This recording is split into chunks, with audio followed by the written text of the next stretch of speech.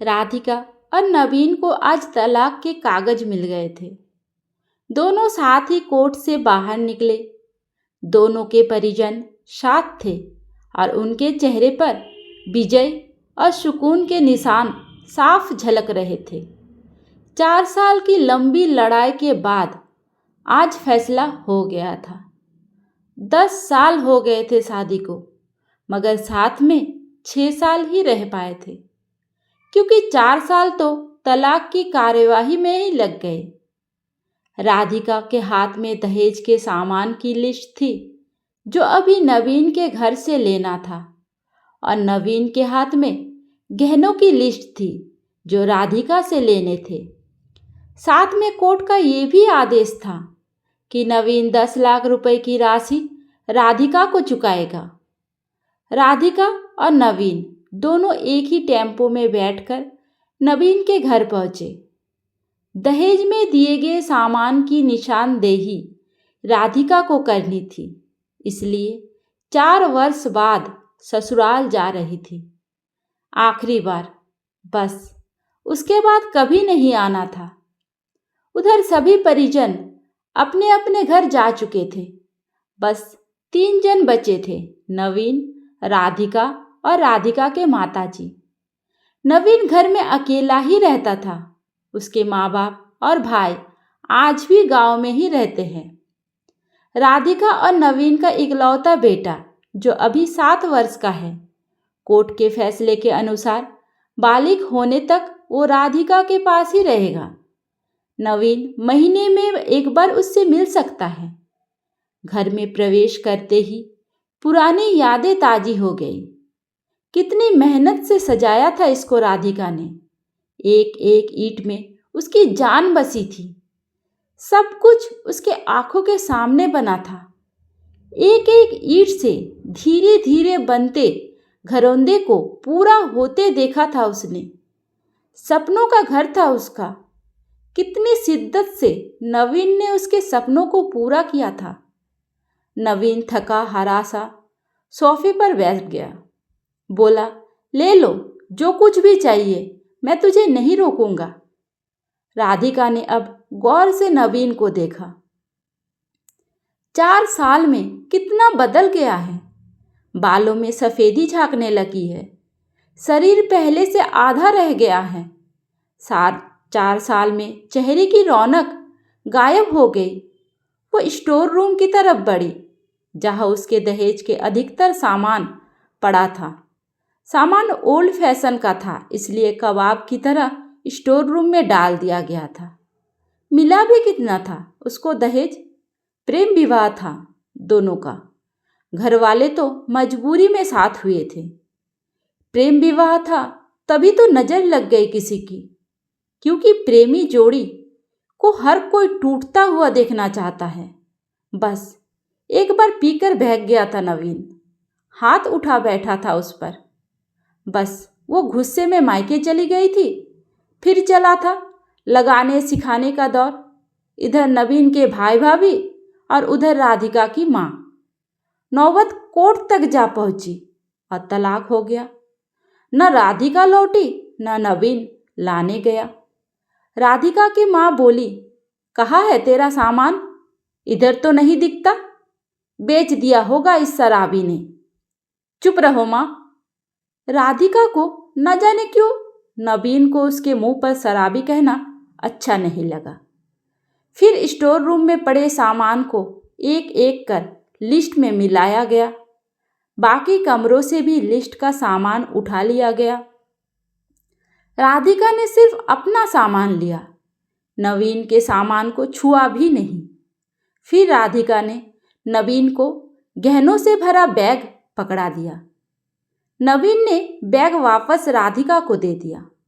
रख लो, मुझे नहीं चाहिए, काम आएंगे तेरे मुसीबत में। गहनों की कीमत 15 लाख से कम नहीं थी। क्यों? कोर्ट में तो तुम्हारा वकील कितनी दफा गहने गहने चिल्ला रहा था। कोर्ट की बात कोर्ट में खत्म हो गई राधिका। वहां तो मुझे भी दुनिया का सबसे बुरा जानवर और शराबी साबित किया गया है।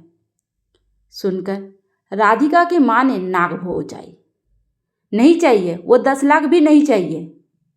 क्यों? कहकर नवीन सोफे से खड़ा हो गया। बस यूं ही, राधिका ने मुंह फेर लिया। इतनी बड़ी जिंदगी पड़ी है, कैसे काटोगे? ले जाओ, काम आएंगे। इतना कहकर नवीन ने भी मुंह फेर लिया और दूसरे कमरे में चला गया। शायद आंखों में कुछ उमड़ा होगा जिसे छुपाना भी जरूरी था। राधिका की माता गाड़ी वाले को फोन करने में व्यस्त थी। राधिका को मौका मिल गया। वो नवीन के पीछे उस कमरे में चली गई। वो रो रहा था, अजीब सा मुंह बनाकर, जैसे भीतर के सैलाब को दबाने की जद्दोजहद कर रहा हो। राधिका ने उसे कभी रोते हुए नहीं देखा था। आज पहली बार न जाने क्यों दिल को कुछ सुकून सा मिला, मगर ज्यादा भावुक नहीं हुई। संदेह अंदाज में बोली, इतना फिक्र थी तो क्यों दिया तलाक? मैंने नहीं तलाक दिया, तुमने दिया। दस्तखत तो तुमने भी किए, माफी नहीं मांग सकते थे? मौका कब दिया तुम्हारे घर वालों ने? जब भी फोन किया काट दिया। घर भी आ जा सकते थे, हिम्मत नहीं थी। राधिका की माँ तभी आ गई। वो उसका हाथ पकड़कर बाहर ले गई। अब क्यों मुंह लग रही हो इसके? अब तो रिश्ता भी खत्म हो गया। माँ बेटी बाहर बरामदे में सोफे पर बैठकर गाड़ी का इंतजार करने लगी। राधिका के भीतर भी कुछ कूट रहा था। दिल बैठा जा रहा था। वो शून्य सी पड़ती जा रही थी। जिस सोफे पर वो बैठी थी उसे गौर से देखने लगी।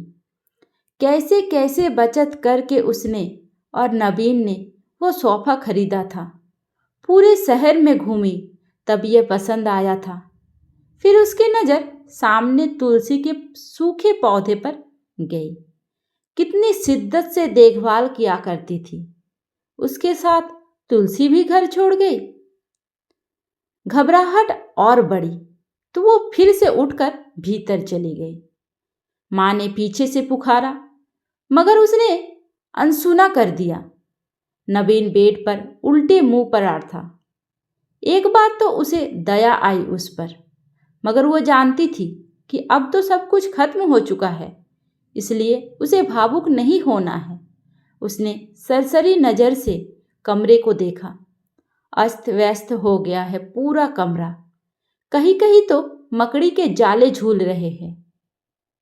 नवीन को कितनी नफरत थी मकड़ी के जालों से। फिर उसकी नज़र चारों ओर लगी उन फोटो पर गई जिसमें वो नवीन से लिपट कर मुस्कुरा रही थी। कितने सुनहरे दिन थे वो। इतने में माँ फिर आ गई। हाथ पकड़कर फिर उसे बाहर ले गई। बाहर गाड़ी आ गई थी। सामान गाड़ी में डाला जा रहा था। राधिका सुन सी बैठी थी। नवीन गाड़ी की आवाज़ सुनकर बाहर आ गया। अचानक नवीन कान पकड़कर घुटनों के बल बैठ गया और बोला, मत जाओ, माफ कर दो। शायद यही वो शब्द थे जिसे सुनने के लिए 4 साल से तड़प रही थी। सब्र के सारे बांध एक साथ टूट गए। राधिका ने कोर्ट के फैसले का कागज निकाला और फाड़ दिया, और माँ कुछ कहती उससे पहले ही लिपट गई नवीन से। साथ में दोनों बुरी तरह से रोते जा रहे थे। दूर खड़ी राधिका की माँ समझ गई कि कोर्ट का आदेश दिलों के सामने कागज से ज़्यादा कुछ नहीं। काश उनको पहले मिलने दिया होता। अगर माफ़ी मांगने से रिश्ते टूटने से बच जाए तो माफ़ी मांग लेना चाहिए। दोस्तों, माफ़ी मांगने से कोई छोटा नहीं बन जाता, बल्कि ओहदे से और बड़ा बन जाता है। कहानी अच्छी लगी है तो मेरे चैनल को सब्सक्राइब जरूर कर दीजिए और लाइक और शेयर करना तो बिल्कुल भी मत भूलिए। धन्यवाद। राधे राधे।